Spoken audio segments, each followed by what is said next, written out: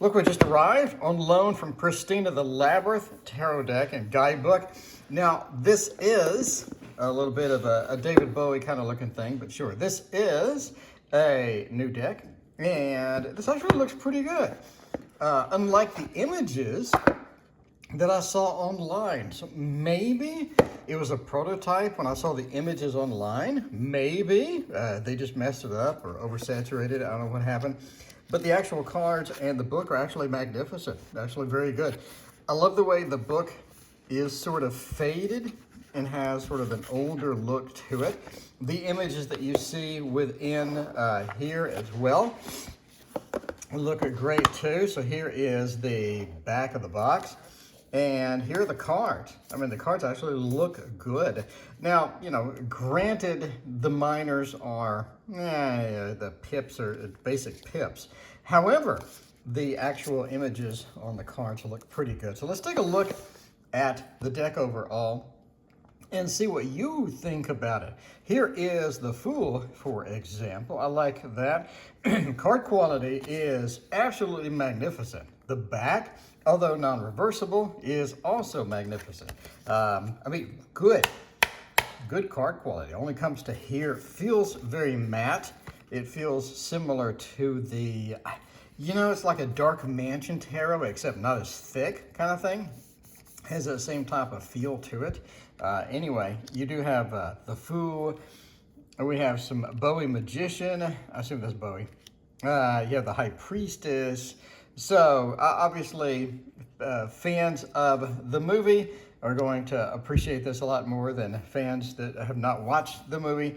But the Empress, that's what everybody says. Whenever I have a deck that is themed, I apparently am expected to have memorized every nuance, every symbol, everything on there from every tarot deck that I have, from every movie that possibly exists. So, you know, I have seen the movie a couple of times, but this is not something that I memorized every scene or anything like that where I can point out things. If you have seen the movie 12,000 times or whatever the case may be, feel free to put in the comments what you see, what sort of Easter eggs you see within the tarot deck itself. As far as I'm concerned, this is a great tarot deck, and you know, looking forward to using it on the stream. I like the dancers. Ooh, very cool. You got the Chariot with I like the graphics on these. I mean, it is pretty substantial as far as the graphics go. I think they did a lot of work on it, and it looks pretty cool overall. You got the Strength card, got the Hermit card. Let's see, we got the Demon. Very cool. I love again, it has an aged look to it. It doesn't look just super vibrant on the reds. They've toned it down quite a bit with the Demon and all the other cards, for example. And again, these don't spread well because they're matte. So if you're looking for a perfect spread like you would on a deck of cards, you're just not going to get that on here, a deck of playing cards. Anyway, we got the Tower over there, Star, very cool indeed. I love the nuances in there. You got the Moon, there you go, apple with the worm coming out of it. I got the Sun riding the toy horse, I like it. And let's see what else we got. Got the Wheel of Fortune. We got different directions being pointed here. I like the subtlety within that, without having all the symbolism of the wheel, just have the directional capability from the stones and whatnot. We got the Justice card with all the hands coming out, very cool. And let's see, we have the Hanged Man. Hanged Man is pretty cool. I like that as well. A lot of sort of nuances within the Hanged Man there. Fate, cool, okay. And then we have Temperance. Like the balance between those two, the door knocker. Okay, Judgment with the two symbols that we have from the back of here. Judgment card is there. We have the World. And let's move on to the minors. Okay, the Ace of Poles. Now again, we're gonna flip through quickly for some of these because they are pretty, yeah, they are pretty minimal. And some people are not going to be happy about this. I mean, with any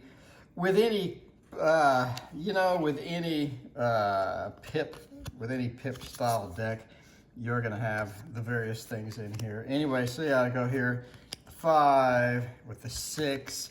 Go back to the graphics cards soon with the court cards and what have you. Get the 9 and the 10. All right, Page of Pulls. Very cool. I like that. What is the carrot in his hand, sort of using it as a stick or as a balance almost. You get the Knight. Then we have the Queen, and then the King. So cool. I like it. Interesting. They're both facing us, which is a little bit different from some of the other styles and whatnot. Ace of Feathers I like because it does have a character in it. And then we go into the feathers that are just basic pips. So I like that they didn't, well, they kind of did stamped. I mean, this one and this one are just kind of stamped over. This one and this one kind of stamped in reverse. Let's go into Photoshop and reverse those, put a little color variance in there. Let's stamp those, those, and more stamps of generic feathers. Okay, so now let's go to the page. Page of Feathers holding up something, has the cone over his nose. Then we have the Knight of Feathers as well. And a little bit of a Queen action there with the Queen sort of just hovering instead of seated on a throne. I like it. Along with the King being the owl for obvious reasons. All right, now we have the Ace of Pots being held up and being brewed into something. And then again, you have the generic pips, which is kind of a, this is clone with color variances and whatnot. That is clone with the color variance, same with that, reuse that.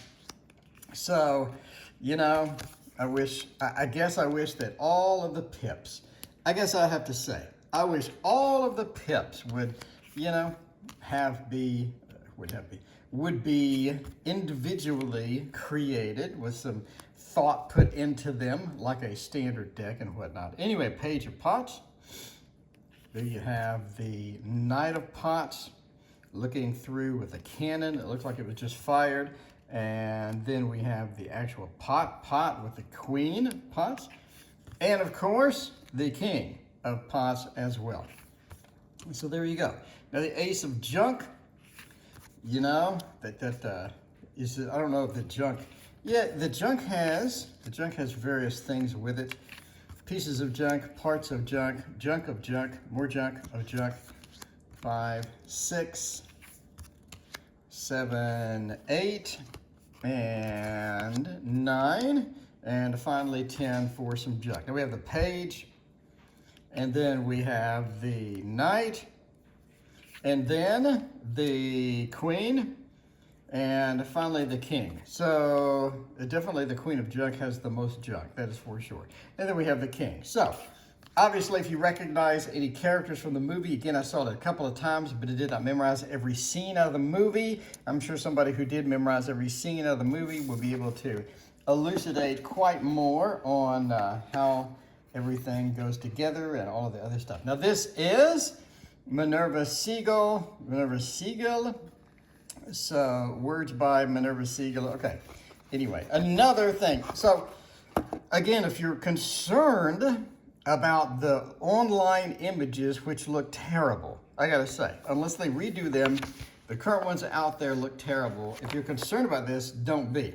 This looks fantastic. In person, it looks beautiful. The colors are great. I love the card quality. I love the backs of the cards. I love everything about this deck. This deck is high quality, and they did a fantastic job of producing this particular deck. Now, you do get a guidebook that is clocking in at about 126 pages. You have about the illustrators. You have Thomas Hiju, was born in Spain, illustrator, etc. Minerva is the author of Nightmare Before Christmas, Supernatural, Tarot for Self-Care, etc. So, I mean, yeah, Spooky Fat Babe on Instagram. So she is coming out with a new deck, it seems, every month. in case you want to see the quality of the book, here you go. The quality of the book is there. Now, I kind of assume that the quality of the book would sort of illuminate some of the characters in the movie. Page of Junk suggests reverse, suggests things haven't gone according to plan, etc., upright, etc. So it doesn't talk about actually the movie. Is that true? Is that true? Is that true? I kind of want to see this. The Empress, let's see that. Upright, no. It is pretty generic text. It is pretty generic text. Empress is a strong maternal figure like Toby's mother, who is also Sarah's stepmother. Okay, so you do get a little bit of movie reference in here. A goblin Zitzel who carries fearsome magical elements in her handbag. That's cool. That's very cool. So if you're wondering how it's going to relate back to the movie, they do that right here. And then they go, straight down through there. Anyway, the Goblin City Humongous. Though Humongous seems formidable and larger than life, his ultimate defeat proves it takes more than brute. So yeah, very cool. Very great, good stuff, overall, I love it. I love it. If you're a big fan of the movie, even if you're not a big fan of the movie, this is on point. This is on point. The quality, the book seems great. Overall, I'm very pleased with this, especially for a mass market deck that was produced this quickly. I like it. I like it a lot. Let me know what you think. Thank you for watching. We'll see you next time.